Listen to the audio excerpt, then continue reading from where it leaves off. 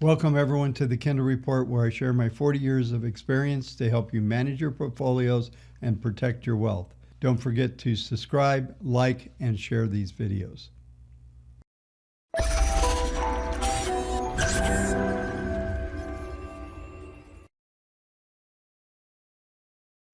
Wednesday's action continued to see some downside follow-through after the negative news came out on Tuesday about California remaining closed till August. Also, Jerome Powell was talking early in the session, and he did more damage talking about his expectations than he did good. It's almost as if he wanted to get prices down so he maybe could buy assets cheaper than what he could today.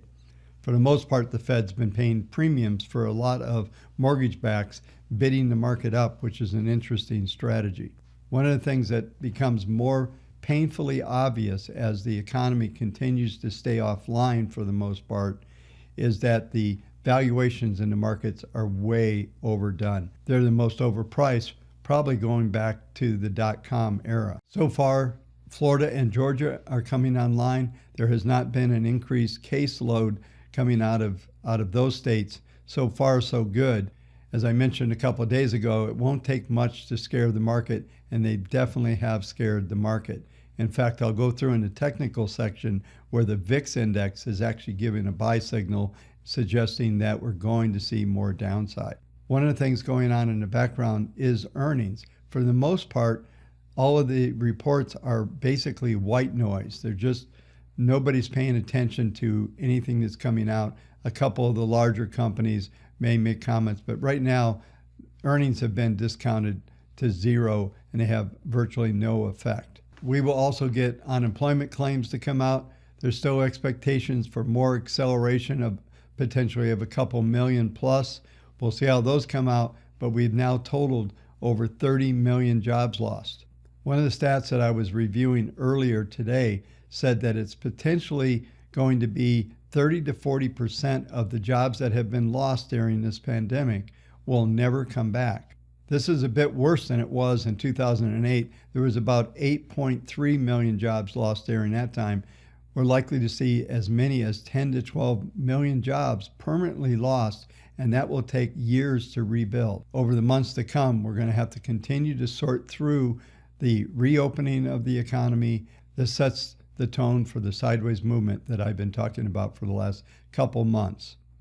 Let's take a look at the charts and see what they tell us for the end of the week.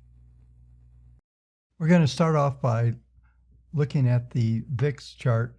As I mentioned in the opening comments, it is giving a buy signal. I just want to point out that we had a signal back on the 24th of February right here, which ended up going to this uptrend, and the exit was right here at the 30th of April, roughly.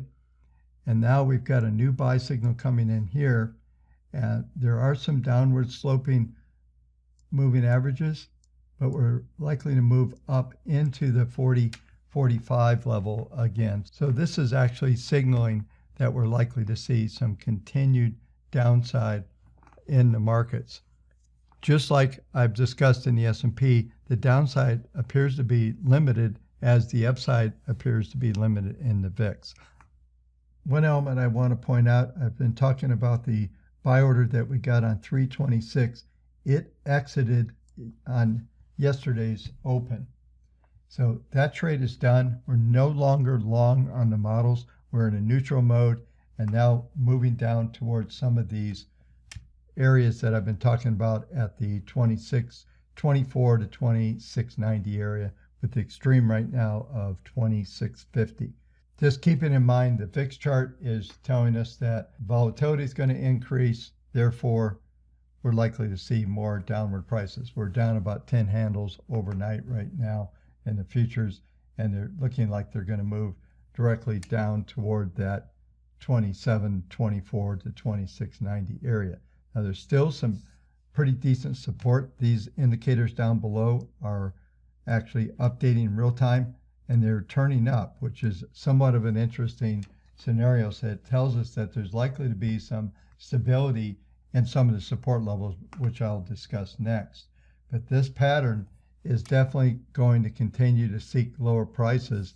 But when you get some perspective here, what's really happening is we're trading under the 200-day and we're locked in a very tight sideways range.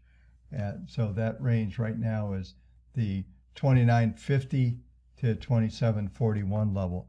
The trends have accelerated on the PPM1, downward slope PPMs. These are just telling us that the momentum is still accelerating to the downside. We are at trend level on PPM1, so that tells us that 28.53 will be the resistance. Let's take a look at the price grid for Thursday. Now these numbers in this pop-up table are important, and these are really good numbers if you're a trader and looking to trade off some support and resistance numbers.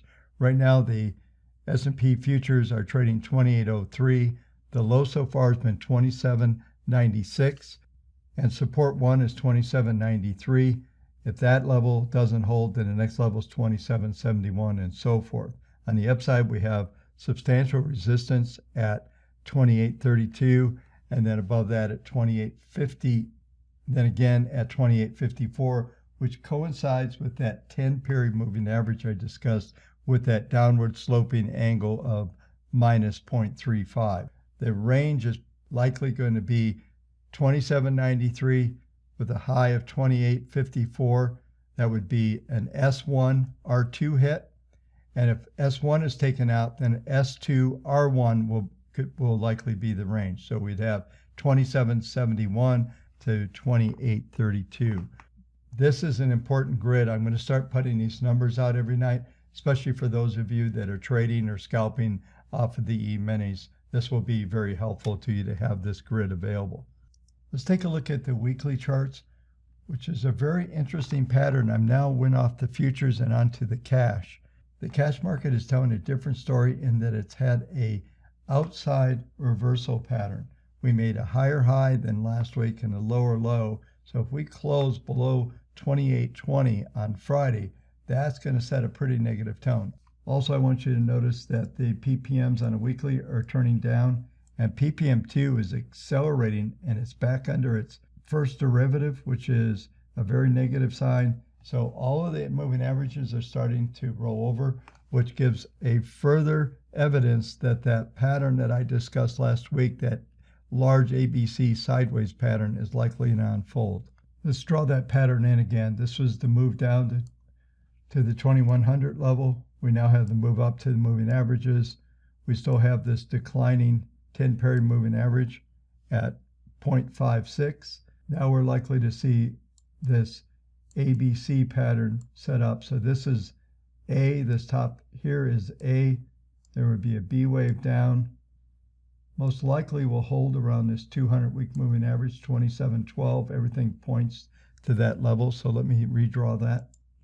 Probably get a short leg right here from the standpoint of a move up and then probably another move down, setting up a much larger pattern as we go over the next several months. It will be shocking to me that if we're able to actually set up some kind of pattern where we can break out and exceed the highs that we made just a couple of weeks ago. It showed up for the live chat today, and those super chats. Thank you for supporting the channel. I really appreciate it. I really enjoy doing the live streams. It gives me an opportunity to interact with you folks. Thanks again for watching. We'll talk to you tomorrow night.